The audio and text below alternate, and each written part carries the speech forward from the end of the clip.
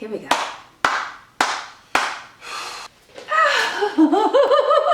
Okay. Hi YouTube friends, this is Patricia and I'm with the Dead Talkers. And I am here to do a review on Game of Thrones Season 6, Episode 2, Home. Very, very good episode. We got to see our man, Jon Snow. Melisandre, she did it. Yeah, I love this episode. There's so much. We got to see Bran, and you know what? I had forgotten about Bran. I don't think we saw him at all last season, and I think I don't even remember him really so much in season 4. I think he was absent a part of season 4 also, but we did get to see him. He's fully grown. He is, I guess, I don't know, the tree people or whatever. I think the last time I saw him he was in a tree, but he got to go back in time, and he saw his dad, Ned Stark, his uncle Benjen, and his aunt Lyanna, and they were in Winterfell, and they were, I guess, having us practicing sword fighting. Lyanna was on a horse, and we also got to see Hodor, and his name was Willis, and he could speak. So I really hope they're going to have some more flashbacks, or flashbacks or going back in time, so that we can see what happened, especially with Lyanna. I really would love to see what happened with her. She's only been mentioned a few times. I guess something happened. She was killed in some way.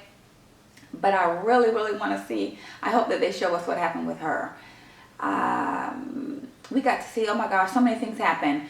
We got to see crazy, psychopathic Ramsay Bolton killed his father after they announced that Wilda had was it Wilda?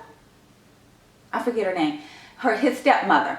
When they announced that she gave birth to a son, right away he hugs his dad, says he's happy for him, and then knife jab to the side. He killed his dad. Now I was shocked. I have to admit, I was shocked that he did it then. I knew at some point he probably would kill his father because he's such a maniac, but I didn't expect it at that moment. I knew for a fact that he was going to kill that baby. After he killed his dad, he summoned or sent for his stepmother and the baby. And just like we thought, he in the beginning, he asked to hold the baby, and I thought for sure he was going to throw the baby in the fire. But he didn't. He walked them into the kennel, or wherever they keep the hounds, and he had those hounds rip that woman and that baby to shreds. He is crazy beyond belief. I mean, I knew he was going to kill the baby, but, you know, I thought maybe, just kill. He could have done it in a more humane way. It wasn't just the killing. I believe he enjoyed it. He wanted to see them rip limb from limb, and he enjoyed every minute of it. He is really crazy. There is nothing that this man will not do. But I guess we'll see what's going to happen with him, and I guess he's Lord Bolton now, and I know that was what he always wanted. He wanted to be the heir and to, get everything, and now he has made that situation for himself. We also got to see the Greyjoys. There was another situation where a father was murdered. Well, Theon's father, Balon Greyjoy, was murdered by his brother, and I didn't know about this brother. I could have missed in previous episodes, the previous seasons, but I didn't even know about this guy. And he throws him off the bridge, and he's dead. So now we have 2 lords that are out of commission, and their heirs are going to have to fight their way. Well, of course we know Ramsay, he is the lord, but because he wiped out his competition. But the Greyjoys, you have the sister, you have Theon, and now you have this uncle. So I guess they're going to have to fight it out to see who is going to take the crown. Let's see what else was going on. Some stuff with Cersei. She was not allowed to pay her last respects to, oh, what is her name? I can't think of her daughter's name. Masala. Oh, I can't think of her name. But she was not allowed to pay her respects. She had a one-on-one with Tommen. We got to see Tommen. And I thought for sure when he came back, he was going to be like a grown man. But he looks the same. He don't look any different. He was apologizing to her for allowing her to be kept by the High Sparrow and not doing anything about it. And she forgave him, and he asked her to help him, which, you know, I don't know what he realizes what he's done, because Cersei is going to wreak havoc on everyone, I believe. And so we're going to have to see that. Now, one person I really hope that she gives it to is the High Sparrow. I want her to do that. He deserves whatever she's going to dish out and more. We saw, oh my gosh, the reanimated Robert Strong bash someone's head in. They were making lewd remarks about Cersei when she did her walk of shame, and he just pushed his head, it looked lightly, into the wall, and his head crushed. And I don't know if he's walking around listening out for people that say things about Cersei. Knowing Cersei, she probably have him out there on a mission to do that. We saw Theon. He was talking with Sansa, having a heartfelt discussion. He's going to leave Sansa. He's not going to go to Castle Black. He is going to, he said he wants to go home. And I'm thinking he's going to the Iron Islands. I'm hoping he's not talking about Winterfell. But then, you know, he's going to go there, and all that stuff is going on. So he's going to have to deal with that. We have Arya. She's still blind, and she's still, you know, having those stick fights. And apparently she passed some test, and now I believe she's able to go back to the temple of the many-faced gods. And I guess we're going to see what's going to happen with her. I guess her training is going to continue. Let's see, who else? What else is going on? Well, of course, we were at the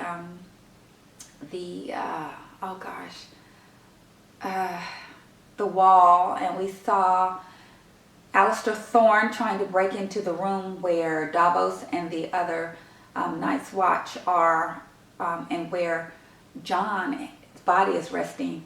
And they were breaking through, and just when they were just about to break through the door, the wildlings break through the door, and with the giant in tow, and they, you know, battle it out. The giant throws this guy around, splats him on the wall, and the Night's Watch just surrenders. They drop their weapons, and they're all taken into custody. I guess they're going to be imprisoned there. And we later see, like I said before, Davos, you know, giving Melisandre a pep talk, and he's getting her in the mind where she can revive Jon. And she goes in there and she does an incantation, does some kind of a spell, cuts his hair, cleans his body. And although it didn't seem like her heart was in it, it seemed as though she was just saying, you know, repeating words. It didn't seem like her heart was in it. I guess she's still dealing with, you know, her depression, I guess, and feeling bad for what happened, and feeling that, you know, the Lord of Light let her down. And, well, she all but said it when she had the conversation with Davos. And after she does her incantation, and they're waiting for something to happen, a few minutes go by, they all start leaving the room. And then the camera pans to Jon Snow's face, and he inhales a breath. And we know he is up. He is back. And we are all so happy. Yay, Jon is back. That was what I wanted to see this episode, and that was what I got. Like I said, this episode was great. I can't wait to see how those other things unfold. The Greyjoys, the Boltons, Sansa, and Brienne of Tarth, Cersei and her fiendish business. Jaime also, he had a confrontation with the High Sparrow. Bran, you know, what's going to happen with him? And now he's going back in time. I hope we're going to see more of that this season. And, oh, I forgot about Daenerys. Yeah, she's still, they didn't even show her, but she's still dealing with her, I guess, captivity, kind of imprisonment, abduction situation. And we also, and I forgot also, we saw Tyrion letting the dragons go. The ones that were, they had in, I guess, kind of a dungeon type scenario. Tyrion was able to go in there and talk to the dragons, and it seemed as though they were receptive to him in a very positive way. They did not set him on fire, or they didn't rip him to shreds or anything, and he was able to talk to them and convey that he is their friend. And, you know, they didn't do anything to him. He opened, or what do you call it? He unhooked their chains and their shackles. And I guess we're going to see how that plays out. I don't know if they're able to get out, if there's an open door there for them to get out, but I guess we'll see next episode. And I think that is it for real. But I definitely enjoyed it. Like I said, I got what I wanted for Jon Snow to be revived, and he was. If you like this video, give me a thumbs up. And if you have not yet subscribed to the channel, please do. And I guess until next time, thanks for watching and goodbye.